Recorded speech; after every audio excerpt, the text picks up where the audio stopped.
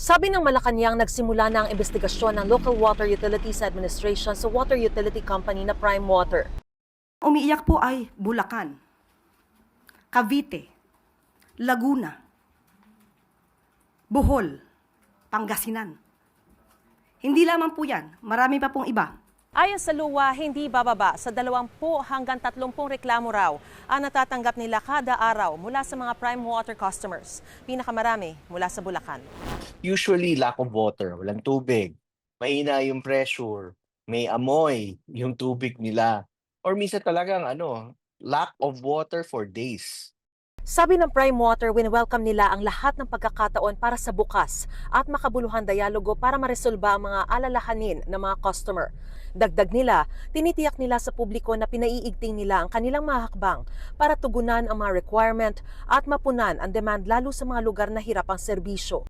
Sabi pa nila nananatili silang committed sa pagtupad ng kanilang mga obligasyon sa kanilang mga partner para maihatid ang mga pangmatagalang improvement na kailangan para sa stable, maaasahan at pangmatagalang tubig gripo sa kanilang mga sineserbisyohan. Itinanggi naman ng Malacanang ang paratang ni Vice President Sara Duterte na politika ang nasa likod ng pagpapaimbestiga ng Malacanang sa water utility company na Prime Water.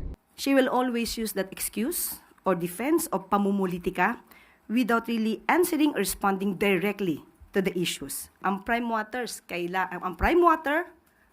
ano man naging transaksyon nito, dahil umiiyak ang karamihan, dapat po talagang maimbestigahan. So wala pong pamumulitika ito. Pagtitiyak ng luwa, labas daw sa politika ang kanilang ginagawa. We want to remain impartial.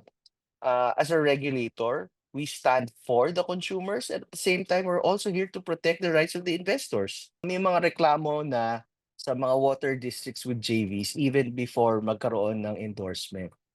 So we have to take into consideration na matagal nang may clamor na tingnan thoroughly.